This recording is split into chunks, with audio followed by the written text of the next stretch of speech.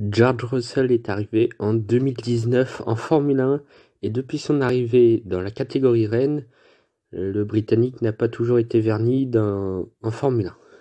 Sa carrière en Formule 1 ne fait que débuter, ce n'est pas la fin de sa carrière non plus, il a tout le temps d'évoluer et de devenir champion du monde de Formule 1 parce qu'il le mérite. Mais en plus de cela, au début de sa carrière en monoplace, il a toujours eu des places d'honneur dans les top 5 notamment. Il a été plusieurs fois champion dans les catégories inférieures avant la F1 et c'est depuis qu'il est arrivé en Formule 1, il a fait beaucoup de choses, mais qu'il n'a pas transformé en points. Beaucoup de circonstances lui ont fait perdre beaucoup de points en Formule 1, notamment 2020 et 2021, surtout 2021 cette année, mais aussi en 2020 avec son épopée Mercedes. On va faire un petit point sur sa carrière en monoplace avant la F1. Il est arrivé en Formula Renault 2.0 Alps. Il a fait 12 courses et il a fini 4e du championnat avec un podium pour son début en monoplace, après le karting donc. Ensuite, il est passé en Eurocup Formula Renault. Il a fait que 4 courses. Et en 4 courses, il a remporté une victoire en partant de la pole, avec le meilleur tour. Mais il n'était pas éligible aux points cette année-là, donc il a été non classé. Mais sur 4 courses, il en remporte une, alors qu'il débute. C'est parfait. Enfin, c'est parfait, c'est très bien. Ensuite, la même année, toujours 2014, la PRDC Formula 4. Donc en gros, le championnat de Formule 4 Grande-Bretagne, si je ne me trompe pas.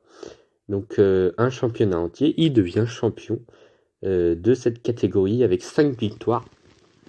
Donc c'est juste parfait, avec 11 podiums aussi. En 2015, il fait les Masters de Formule 3, 2 courses, un podium, il finit deuxième. Donc deuxième des Masters de F3 en 2015. Il débute ensuite au championnat d'Europe de Formule 3, avec une victoire et 3 podiums, il finit 6e du championnat, donc pour une première année c'est très bien. Il va redoubler l'année suivante en 2016 et là il finit 3e du championnat avec 2 victoires et 10 podiums. Il va monter en GP3 Series avec Art Grand Prix où il va remporter 4 victoires et 7 podiums pour devenir champion de GP3 2017. Ensuite, il va devenir pilote de réserve pour Force India en Formule 1 la même année. Puis il arrive en Formule 2 en 2018, toujours avec Art. Il remporte 7 victoires et 11 podiums et devient champion de F2 la première année. Et il suit les traces de Charles Leclerc, qui était champion de GP3 et de F2 2 ans consécutifs après être arrivé dès la première année, et 2 fois de suite, 2 années de suite. Donc c'est vraiment incroyable. Et du coup, il va passer en Formule 1 en 2019, en toute logique. Pas comme les Stroll ou même les Verstappen ou les Mazepin, enfin surtout Verstappen et Stroll par exemple, et encore il y en a d'autres qui ont sauté la F2, qui s'appelait pas F2 à l'époque, mais si c'était la GP2. Et beaucoup de pilotes ont sauté cette catégorie. Je disais Mazepin, mais lui c'est parce qu'il n'a pas été forcément très bon en F2, mais il est passé, mais il a fait 2 ans dans la catégorie, donc c'est légal, entre guillemets. Et c'est à partir de 2019 que le Britannique alternera la chance avec la malchance, puisqu'on se rend compte dès 2019, dès le début de saison, qu'il a un coup de volant extraordinaire pour sa première saison à F1, avec une voiture pourrite. Il n'y a pas d'autre mot, hein, elle tournait quasi plus de 2 secondes autour derrière les Mercedes, qui étaient déjà devant il y a 3 ans.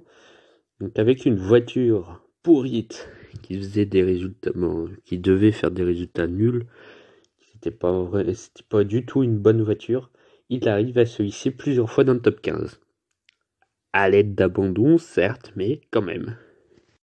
Sa meilleure place, ce sera une 11e position en Allemagne, et c'est là où ce sera la première malchance du Britannique, puisqu'il finit à la porte des points déjà, mais en plus de ça, c'est qu'il est devancé par Robert Kubica, son équipier en 2019, qui a tout le temps été derrière lui. Et le Grand Prix où il fallait être devant, il ne l'était pas. Et du coup, Kubica a marqué le seul et unique point de Williams en 2019, cette année-là, 10e au Grand Prix d'Allemagne, quand Russell finissait juste derrière lui, 11e, et donc eh bien, il ne marquait pas son premier point en Formule 1. Déjà ça met sur la piste. Il a dominé 20 des 21 Grands Prix environ, je caricature un peu. Le seul Grand Prix qu'il n'a pas mené, c'est le Grand Prix d'Allemagne, ce fameux Grand Prix d'Allemagne où il fallait finir devant pour marquer un point, et il a été derrière. À la régulière en plus, c'est ça qui est incroyable, c'est que Kubica a battu Russell à la régulière sur la piste. À la régulière, mais avec des abandons devant. Mais Kubica finit bien devant Russell, sans pénalité, sans problème. Il n'y a eu aucun problème chez les deux pilotes. Kubica était bien devant Russell à la régulière et il a marqué le seul et unique point de Williams cette année-là. Et Russell donc a fini à 0 points et a fini lanterne rouge du championnat 2019 de Formule 1 avec 0 points, 20e derrière Kubica qui finissait lui 19e du championnat. Alors que ça aurait dû être l'inverse. Déjà, première année forte en impression, mais avec beaucoup de malchance. En tout cas, de la malchance sur le Grand Prix qu'il ne fallait pas manquer. C'est en 2020 qu'il va connaître sa plus grosse désillusion en Formule 1 pour le moment dans sa carrière.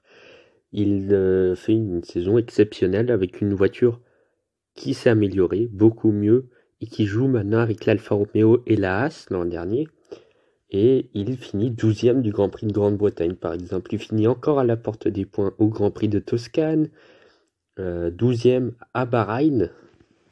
Et ensuite, le Grand Prix suivant, Lewis Hamilton donc, a contracté le Covid entre le Grand Prix de Bahreïn et le Grand Prix de Sakir, donc il n'est pas là dans la Mercedes, et du coup, Mercedes décide de mettre George Russell dans la Mercedes.